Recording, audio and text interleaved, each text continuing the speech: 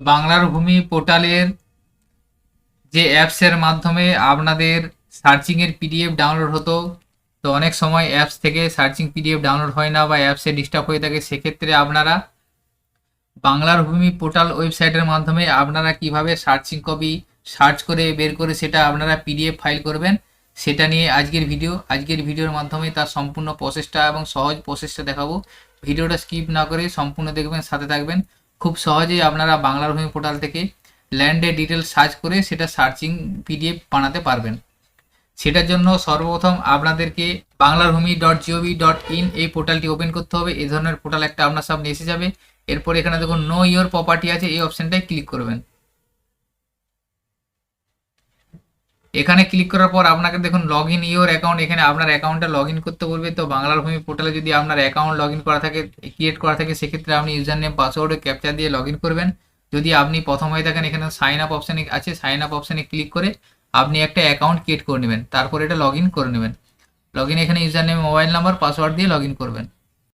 Log in করার পর দেখুন এখান থেকে আপনি সার্চিং করবেন, এখান থেকে আপনার ডিস্ট্রিক্টটা সিলেক্ট করে নেবেন। ডিস্ট্রিক্ট সিলেক্ট করার পর এখান থেকে ব্লকটা আপনার এসে যাবে, ব্লক সিলেক্ট করবেন, ড্রপডাউনে এসে যাবে। ব্লক সিলেক্ট করার পর এখান থেকে মৌজাটা আপনি সিলেক্ট করে নেবেন।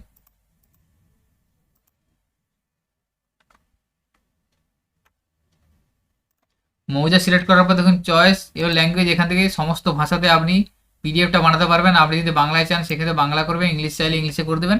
এরপরে এখানে দেখুন আছে খতিয়ান, সার্চ বাই খতিয়ান, সার্চ বাই প্লট। আপনি খতিয়ান ধরে সার্চ করতে পারেন বা প্লট ধরে সার্চ করতে পারবেন, যেটা আপনার প্রয়োজন সেটা দিয়ে আপনি সার্চ করে নিতে পারবেন।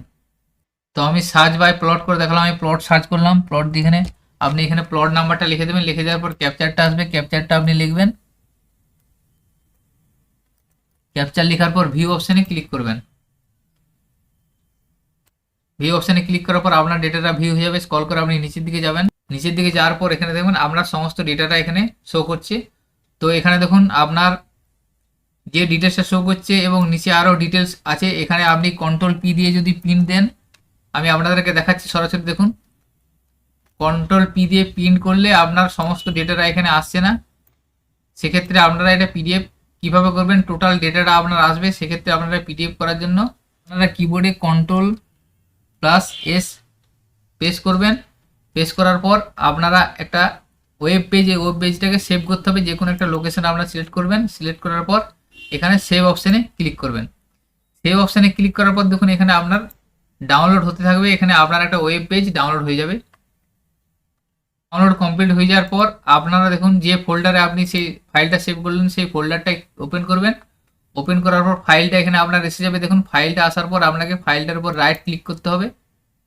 মাউসের রাইট ক্লিক করার পর ওপেন উইথ করবেন। ওপেন উইথ করার পর এখান থেকে মনে রাখবেন আপনারা ওই ফাইলটাকে এমএস ওয়ার্ডে আপনাকে ওপেন করতে হবে।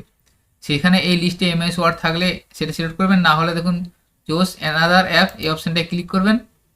এখানে ক্লিক করার পর এখানে দেখুন আপনার মাইক্রোসফট ওয়ার্ড এসে গেছে, মাইক্রোসফট ওয়ার্ড সিলেক্ট করবেন। সিলেক্ট করার পর সেটা ওপেন করবেন। অর্থাৎ যে ওয়েব পেজটা আপনি ডাউনলোড করলেন সেই ওয়েব পেজটাকে ওপেন উইথ করে মাইক্রোসফট ওয়ার্ডে আপনাকে ওপেন করতে হবে।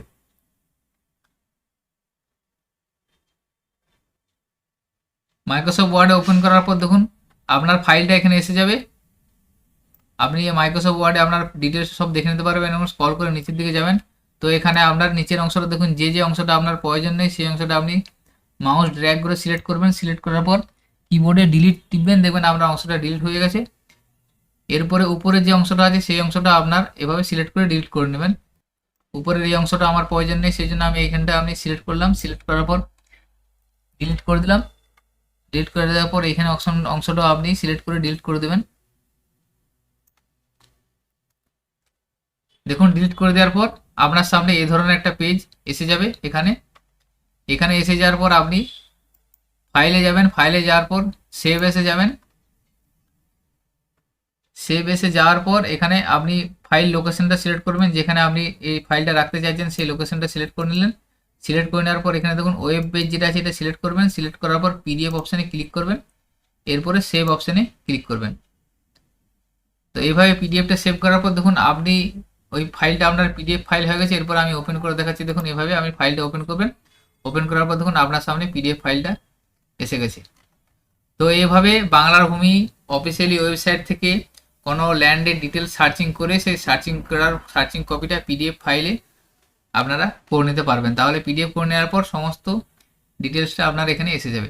তো আজকের ভিডিওতে এই ইনফরমেশনটি আপনাদের সাথে শেয়ার করা ছিল। সকলের সুবিধার্থে ভিডিওটি শেয়ার করবেন এবং আমাদের চ্যানেলে যদি আপনারা নতুন হয়ে থাকেন চ্যানেলটিকে সাবস্ক্রাইব করে রাখবেন ও পাশে থাকা বেল আইকন প্রেস করবেন। সকলে ভালো থাকবেন, সুস্থ থাকবেন, ধন্যবাদ।